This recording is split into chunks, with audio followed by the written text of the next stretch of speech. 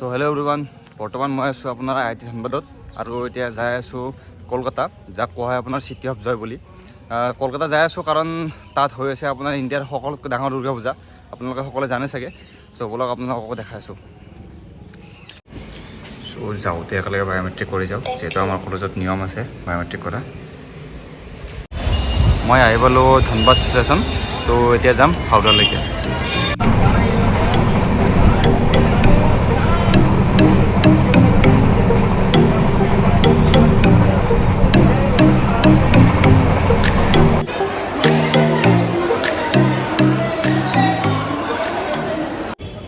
তো ফাইনেলি মই আহি পালোঁ হাওৰা ৰেলৱে ষ্টেচন।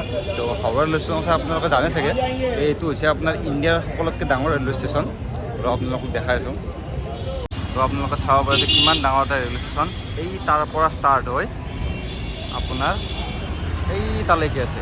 তো ইয়াত প্ৰায় আপোনাৰ 23টা আছে আপোনাৰ প্লেটফৰ্ম। মই হাওৰাৰ পৰা আহি পেলাই বৰ্তমান চিয়েলদাত আছোঁ। চিয়েলদাত হোটেল ল'লোঁ আৰু চিয়েলদাৰ পৰা এতিয়া বৰ্তমান যাম মই কলেজ ষ্ট্ৰীট। মোৰ যিখিনি IIT যিখিনি লগ আছে, তো সিহঁতে ক'লে যে কলেজ ষ্ট্ৰীটত মানে ভাল দুৰ্গা পূজা হয়, তো তাতে যে চাম, বলক আপোনালোককো দেখাম।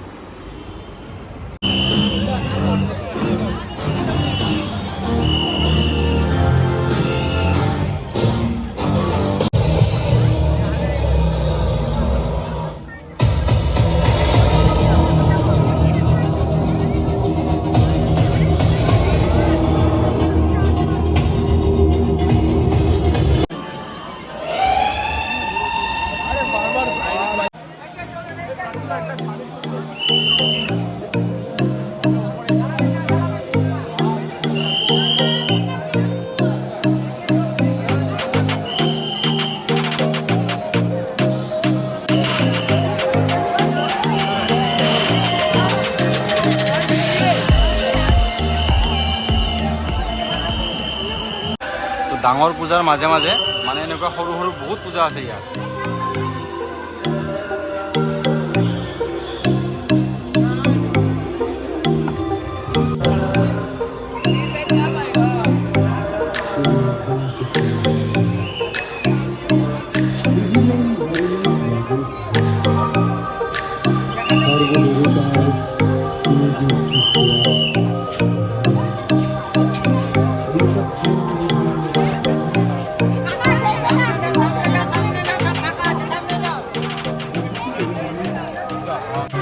আপোনালোকে চাব পাৰে সৰু পূজাকেইখনো কি ধুনীয়াকৈ সজাইছে।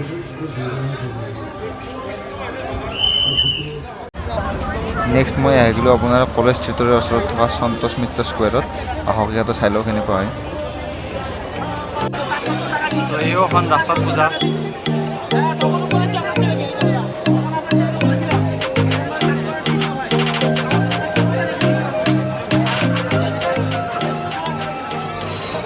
আমি গৈ আছোঁ এতিয়া বৰ্তমান মেইন পূজাখনত। মানে আপুনি প্ৰতিটো গলিত পূজা পাব ইয়াত। ইয়াত মানে আপোনাৰ নৱৰাত্ৰিৰ পৰা পূজা ষ্টাৰ্ট হৈ যায়। আজি 7 তাৰিখ, আমাৰ তাততো পূজা ষ্টাৰ্ট হোৱাই নাই। ইয়াত মানুহ চাওক না আপোনালোকে।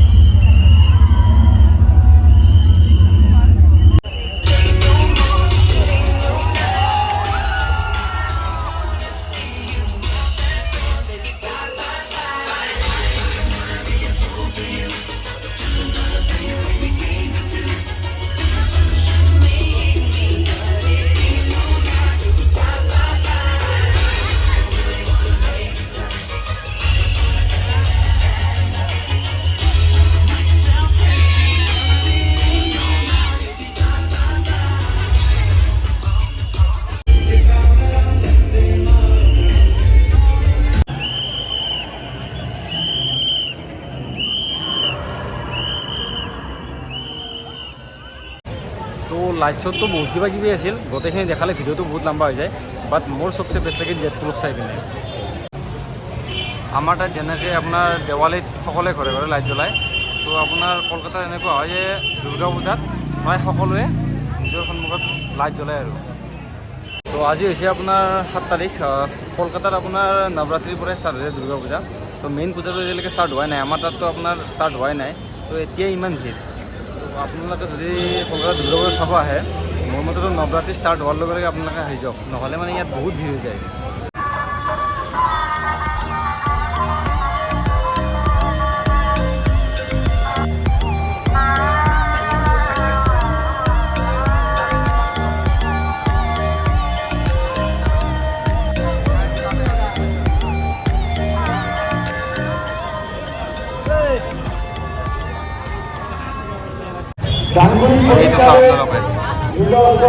কি মজা বনাইছে।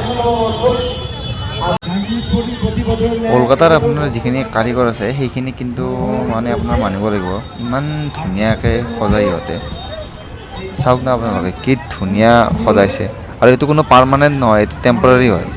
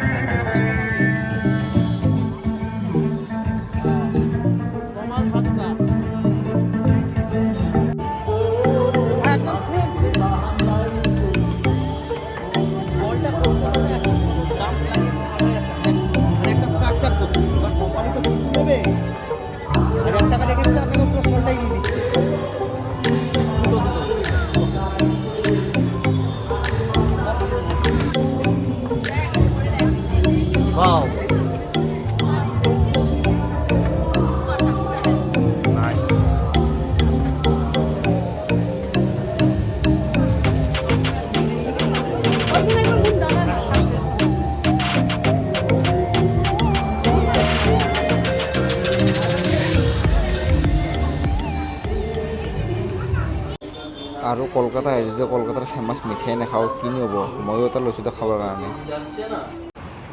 ফাইনেলি পূজা চাই মই ৰুম পালোঁ। তো পূজা চাই কেনেকুৱা লাগিল বুলি ক'ব গ'লে আচলতে মিক্স ফিলিং, মানে মিক্স ফিলিং এই গতিকে কাৰণ কলকাতাৰ পূজাটো বহুত ডাঙৰ হয় বুলি আমি সকলোৱে জানো, কিন্তু মানে প্ৰব্লেমটো কি ইয়াত মানে মানুহৰ বহুত ভিৰ।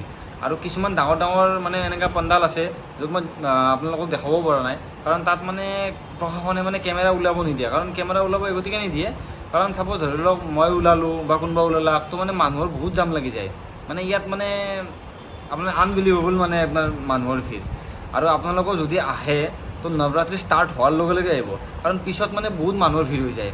আপোনালোকক মই ভিডিঅ'ত ইতিমধ্যে দেখালোঁ কেনেকুৱা ভিৰ হয়। তো আমাৰ তাততো এতিয়ালৈকে ষ্টাৰ্ট হোৱাই নাই, তো মেইন পূজা ষ্টাৰ্ট হ'ব আছেয়ে। তো আপোনালোকে ইমাজিন কৰক যেতিয়া ষষ্ঠী, সপ্তমী, অষ্টমী, নৱমী হ'ব তেতিয়া কেনেকুৱা লেভেলৰ মানে আপোনাৰ মানুহৰ ভিৰ হ'ব।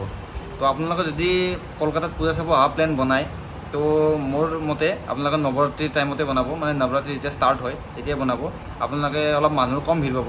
আৰু যদি স্পেচিয়েলি বাচ্ছা চাচ্ছা আছে তো অলপ এক্সট্ৰা প্ৰটেকশ্যন লৈ আহিব আৰু, কাৰণ ইয়াত বহুত মানে মানুহৰ ভিৰ হয়।